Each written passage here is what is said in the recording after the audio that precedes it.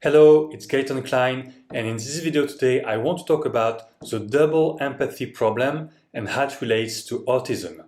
So there is a big misconception about autism that would say that autistic people lack empathy, that we don't have empathy. And for us, wherever on the spectrum we are, when we hear that we don't have empathy, it seems really wrong. It's not true and it hurts. Because most of the time, autistic people have empathy and they are compassionate and they care about people, they want to help, and we want to, have connection, reach out and help people.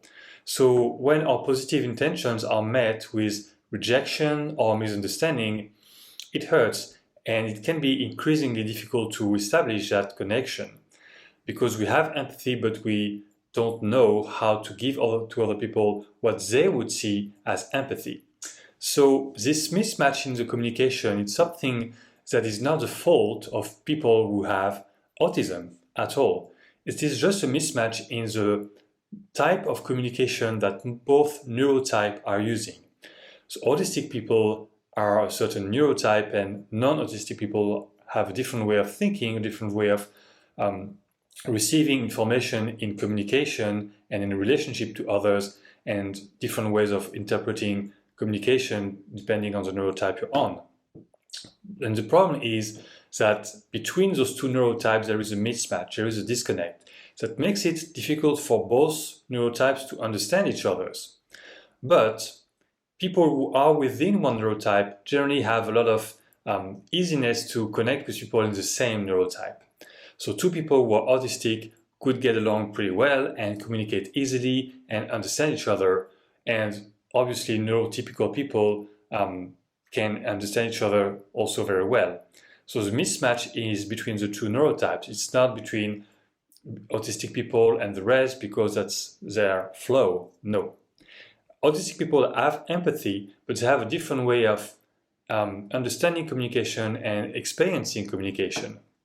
But I also understand why neurotypical people sometimes don't understand autism and they have difficulty to relate to people who have autism because they haven't learned, they haven't been prepared, they don't know what it is. And so they act with misconceptions. So let's clarify all that. So let me give you an example of the mismatch between autistic people and non-autistic people in terms of empathy. I was talking with somebody who has been diagnosed with Asperger syndrome recently, and he was giving me the example, if somebody starts to cry beside me, I don't know what to do. I look at that person and I'm thinking, why is she crying and what does that mean and what should I do?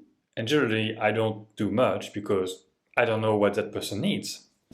So that man have a lot of empathy and he's compassionate, but in those situations he just doesn't know what the other person needs.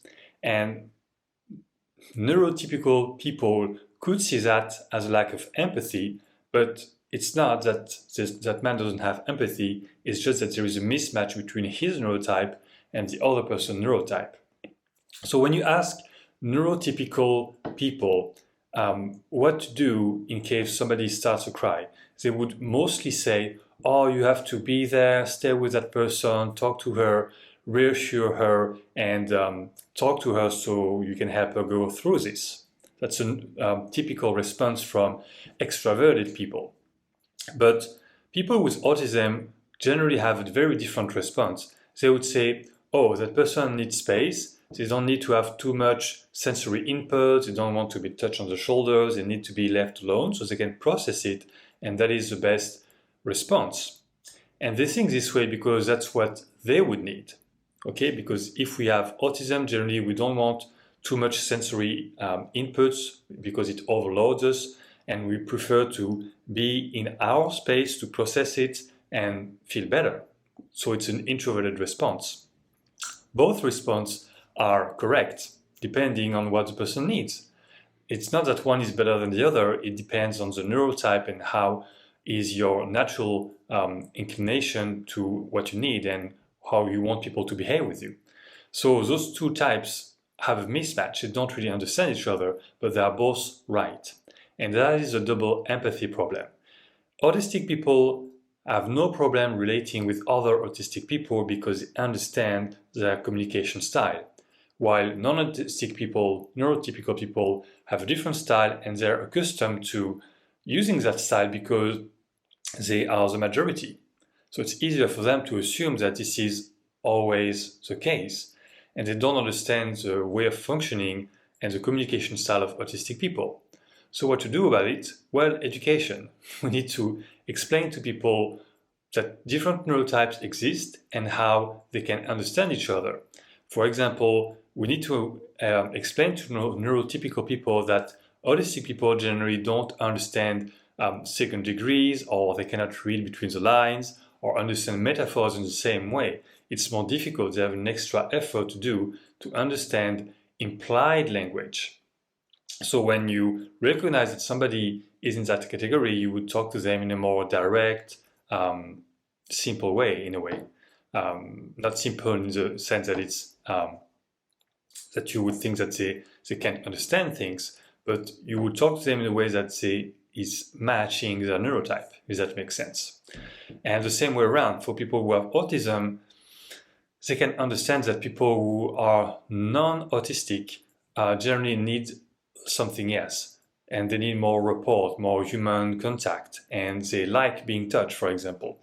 And it's something that you have to learn, because it would be too bad that both neurotypes stay just with each other and don't talk to one another and stay separated.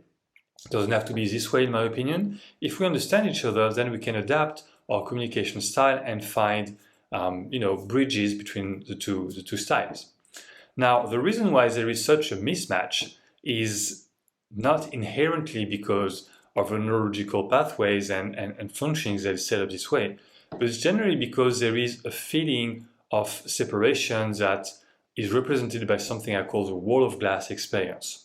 So the wall of glass experience is something pretty typical from Asperger syndrome, but we don't use Asperger syndrome as a label anymore. So it's an experience that there is something like an invisible barrier between you and the rest of people and the rest of the world. And it creates this disconnection and this difficulty to understand the other people, but also to be understood by them.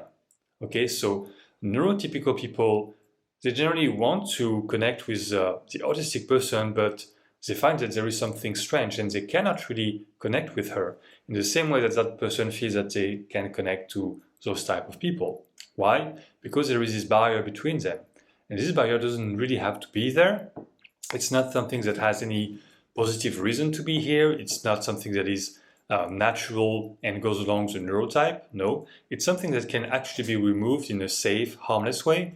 And what it does is that it increases the possibility of harmony between all neurotypes and of connection, even with people who have different communication styles and different needs. And that makes it easy for everybody. So that's the work that I'm doing. I'm helping people who feel that there is this barrier, this wall of glass, to break free from it, and that's great. That's a wonderful thing. And you can find out more on my YouTube channel, or on my Instagram, or on my Facebook, and I explain what is this wall of glass and what it does, and why it creates this mismatch of empathy.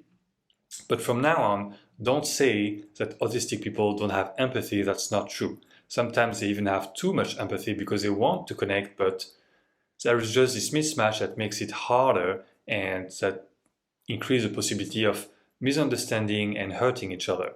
So it doesn't have to be this way, but we need more education or more understanding and more acceptance. So thank you for watching. Leave me a comment if that makes sense, and talk to you soon. Bye.